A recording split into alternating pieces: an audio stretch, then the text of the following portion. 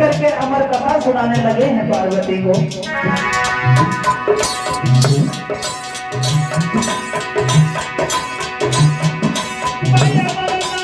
अमर कथा जब सुनी सुनाई पार्वती,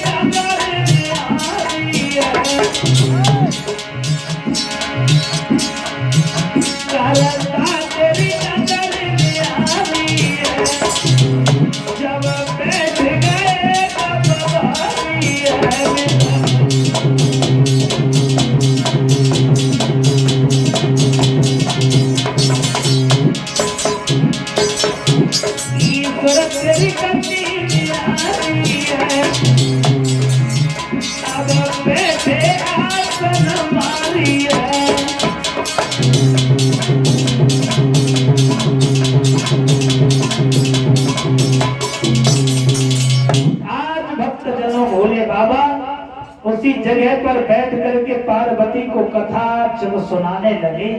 कथा सुनाने से पहले पार्वती से ये कह दिया, पार्वती बैठो, भगवान की कथा सुनो, लेकिन जब हम तुम्हें कथा सुनाएंगे तो तुम बीच बीच में फुकरा देती रहना। बोली ठीक है। पार्वती बैठ करके कथा सुनने लगी, भोले बाबा कथा सुनाने लगे। और जब भोले बाबा कथा सुनाने लगे भक्तों, पार्वती ने आधी कथा तो सुनी और आधी कथा के बाद में पार्वती सोने लगी। जब नींद आ गई पार्वती को, और ये बात सच है, अगर कोई बुरा कर्म हो रहा हो, वहां पे सब लोग अगर बैठे हो तो उन्हें नींद नहीं आती है। जहां पे बुरा कर्म होता है वहां नींद नहीं आती है। और जहां पे अगर भक्ति का काम हो रहा हो, जहां पे धर्म का काम हो रहा हो, वहां आप लोगों ने देखा होगा अक्सर कर व्यक्ति को नींद आ जाती है। हाँ, जिसके हृदय में भगवान का वास नहीं है, जिसके हृदय में भगवान का वास नहीं है, उसे नींद नहीं आती है। कैसे? एक कवि लिख रहे हैं, अरे निंदिया माई के घर जाइए और जिस घर राम नाम मनाए हो,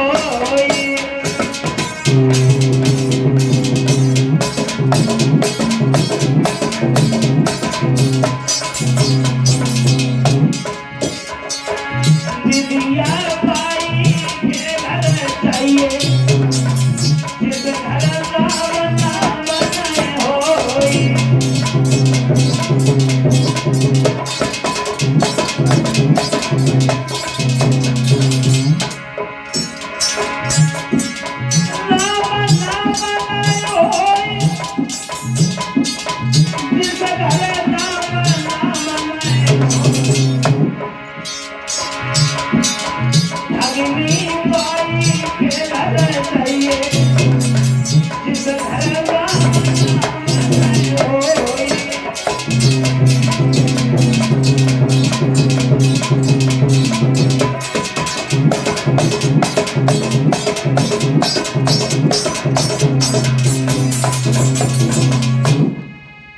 पार्वती जी को नींद आ गई लोगों, और जब नींद आ गई पार्वती जी सोने लगी। उसी गुफा के अंदर भोले बाबा ने सब पशु पक्षियों को, जीव जंतुओं को निकाल करके भगा दिया, लेकिन उस गुफा के अंदर अब कभी तो एक जगह पर यह लिख रहा है कि उस गुफा में उस गुफा के अंदर एक तोता का घोंसला रखा था। क्या रखा था? तोता का घोंसला। अब तुम सच बताना, इतने बड़े बूढ़े लोग यहाँ बैठे हैं, कभी किसी ने तोता का घोंसला देखा है? कहीं अगर किसी ने देखा हो तो हाथ खड़ा कर दे। अगर किसी ने तोता का घोंसला किसी वृक्ष पे देखा हो तो हाथ खड़ा कर दे। तोता कभी किसी वृक्ष पर घोंसला नहीं रखता। अगर कोई वृक्ष की डाल सूख जाती है या वृक्ष सूख जाता है तो तोता रहने के लिए उसके अंदर घर बना देता है। कभी ये लिख रहा है गुफा के अंदर तोता का घोंसला था।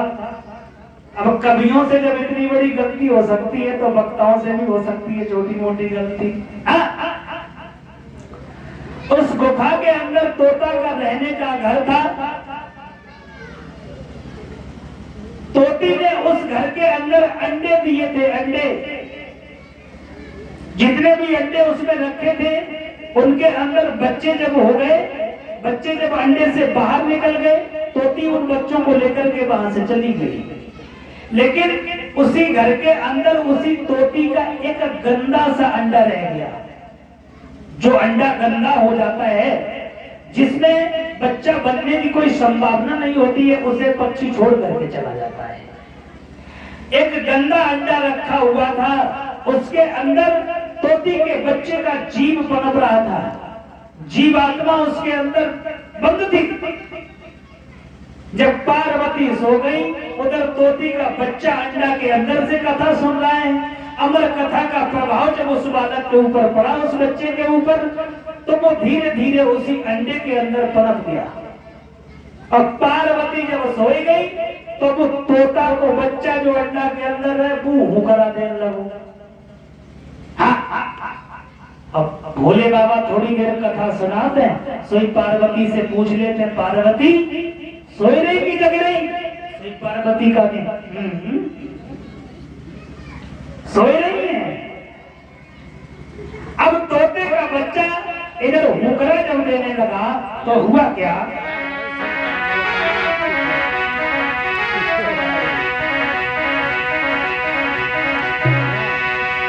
कि भोलेनाथ शंकर जी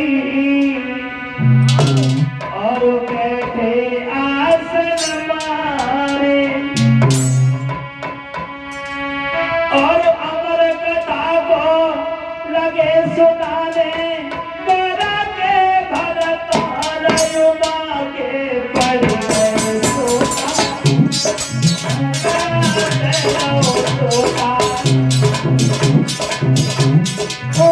के पड़ गए सोता,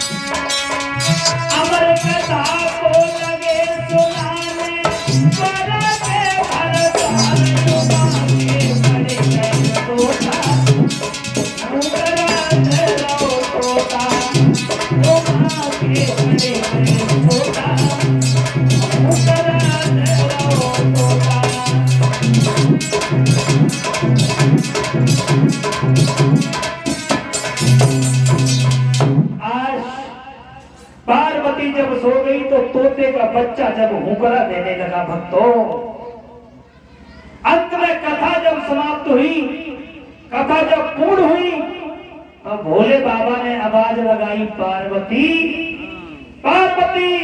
सोई पार्वती तो खर्राटे मारे के सोए रही है, कोई मतलब ना है। अब भोले बाबा जगा रहे हैं, पार्वती उठाओ, सोई रही हो कि जग रही हो? सोई पार्वती का